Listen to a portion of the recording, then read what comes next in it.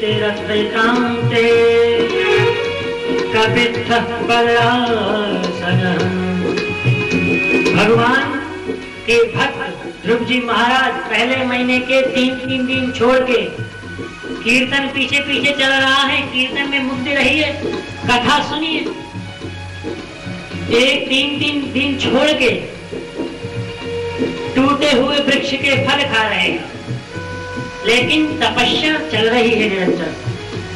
ओम नमो भगवते वासुदेवाय, ओम नमो भगवते वासुदेवाय, नमो भगवते वासुदेवाय, ओम नमो भगवते वासुदेवाय।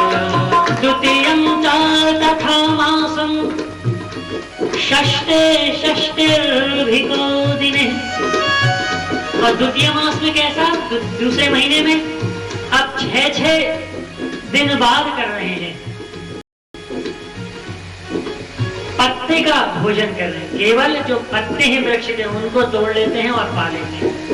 मंत्र चल रहा है, ओम नमो भगवते वासुदेवाय, ओम नमो भगवते वासुदेवाय, ओम नमो भगवते वासुदेवाय, ओम नमो भगवते वासुदेवाय, ओम नमो भगवते वासुदेवाय, ओम नमो भगवते वासुदेवाय, ओम नमो भगवते वासुदेवाय, ओम नमो भगवते वासुदेवाय, ओम नमो भगवते वासुदेवाय। ओम नमो भगवते वासुदेवाय। तृतीयं चायं मासं नवमे हनि। और तीसरे महीने में केवल सूखे पत्ते जो खुद झड़ जाते हैं, ऐसा भोजन कर रहे हैं। लेकिन मंत्र साथ में चल रहा है। अब तो और जोर जोर से प्राणायाम चला के सुनता है।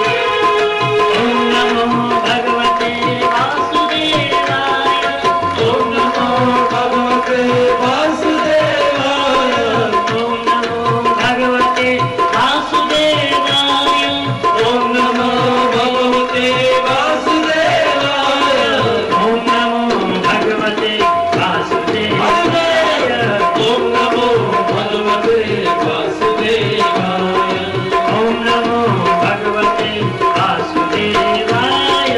ओम नमो भगवते वासुदेवाय। अब तो ध्रुव जी ने चतुर्थमपि वैमासं द्वादशे हनि। चतुर्थ मास में वायु का और 12 दिन छोड़ के चल रहा है। देखिए, भागवत का 12 अक्षर मंत्र है, ये सिद्ध मंत्र है। और आप सब लोगों को ताली के साथ इस मंत्र का गायन करना है। और जो गायन नहीं करेगा उसको अगल बगल बैठने वाले की सौगंध है। भैया ध्यान रख लेना। ओम नमो भगवते वासुदेवाय, ओम नमो भगवते वासुदेवाय, ओम नमो भगवते वासुदेवाय, ओम नमो भगवते वासुदेवाय, ओम नमो भगवते वासुदेवाय, ओम नमो भगवते वासुदेवाय, ओम नमो भगवते वासुदेवाय, ओम नमो भगवते वासुदेवाय, ओम नमो भगवते वासुदेवाय। ओम नमो भगवते वासुदेवाय। पंचमे मास्य स्नुः प्राप्ते जितश्वासो नृपात्मजः। नृप का आत्मज पुत्र ध्रुव जी महाराज। अब तो वायु भी बंद कर दिया, प्राणायाम चला के तीनों लोगों में हाहाकार मच गई। वायु अवरुद्ध हो गया, रुक गया। देवता लोग भागते भागते भगवान के पास पहुंचे। नैवं विदाम भगवान प्राणरोधम। प्रभु अब हमसे सहा नहीं जाता, पूरी वायु रुक गई है, हम सांस नहीं ले पा रहे हैं। भगवान ने कहा देवताओं चिंता मत करो, मां वैष्णवालम तपसो दुरत्या। मेरा बालक भक्त जो है वो तपस्या कर रहा है मेरी, मैं उसको दर्शन देके अभी इस वायु को अवरुद्ध होने से रोकता हूं। लेकिन ध्रुव जी तो अपने कीर्तन में मस्त हैं। ओम नमो भगवते वासुदेवाय, ओम नमो भगवते वासुदेवाय, ओम नमो भगवते वासुदेवाय, ओम नमो भगवते वासुदेवाय, वासुदेवाय नंदनंदनाय, वासुदेवाय नंदनंदनाय, वासुदेवाय कृष्णचंद्रनाय, वासुदेवाय कृष्णचंद्राय, ओम नमो भगवते वासुदेवाय। ओम नमो भगवते वासुदेवाय।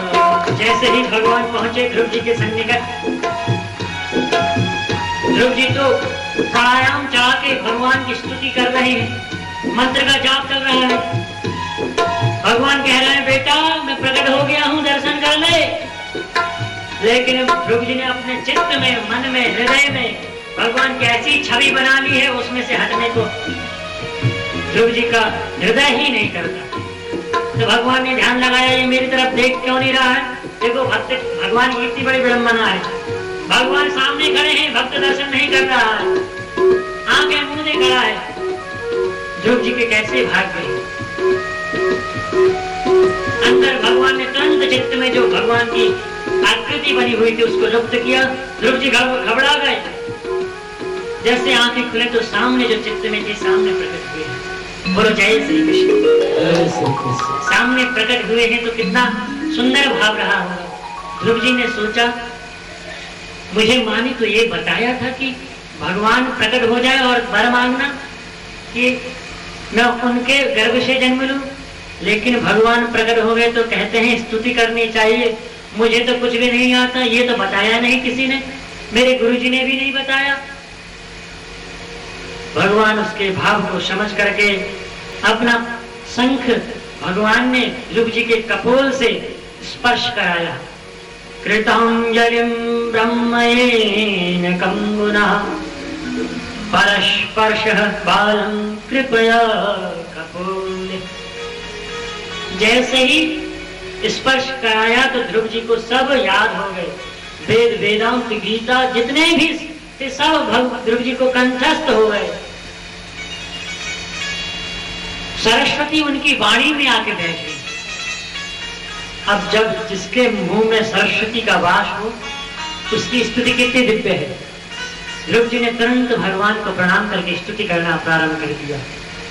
यौन्तः प्रदिश्य मम वाचमिमां प्रसुप्तां संजीवयत्यखिल शक्तिधर शधाम्ना अन्याश्च हस्तचरणः श्रवणत्वगादि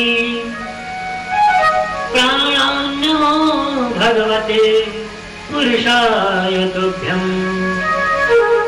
हे परम पुरुष, मैं आपको प्रणाम करता हूँ। आपने मेरी यौनता प्रविश्य मम वाचमिमां प्रसुप्तां, मेरे अंदर जो सोई हुई मेरी वाणी थी, आपके स्पर्श मात्र से ही वो वाणी मेरी जागृत हो गई। जैसे संजीवनी बूटी लेकर दैत्यों को भगवान शुक्राचार्य ने जीवित किया, उसी प्रकार आपने भी मेरी वाणी को संजीवनी दिया है। प्रभु मैं आपको बारंबार प्रणाम करता हूं। मैं आपके ही सेवा में रहना चाहता हूं। जिसके सामने भगवान प्रकट हो, भगवान ने कहा बेटा वरदान मांगो। प्रभु जिसको आप मिल गए वो अब क्या वरदान मांगे।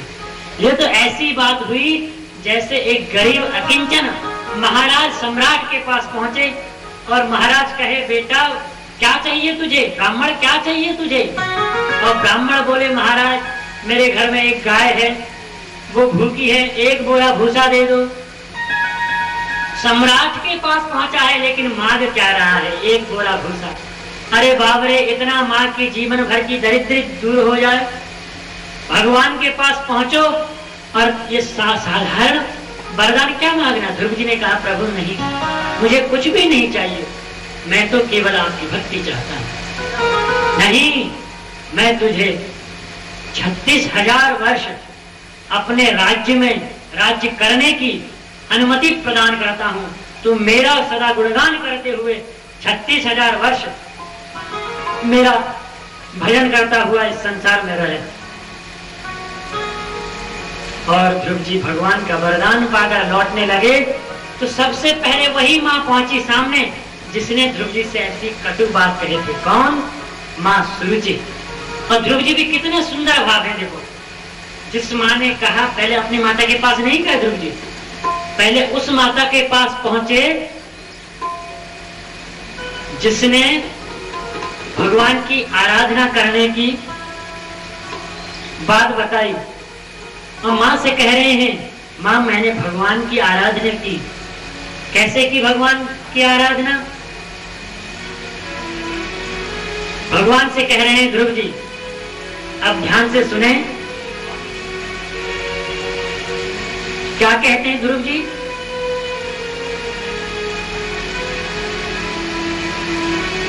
प्रभु, मैं एक अकिंचन छोटा सा बालक हूं, मेरी स्तुति आप स्वीकार करो। कैसे? नन्हा सा फूल हूं मैं,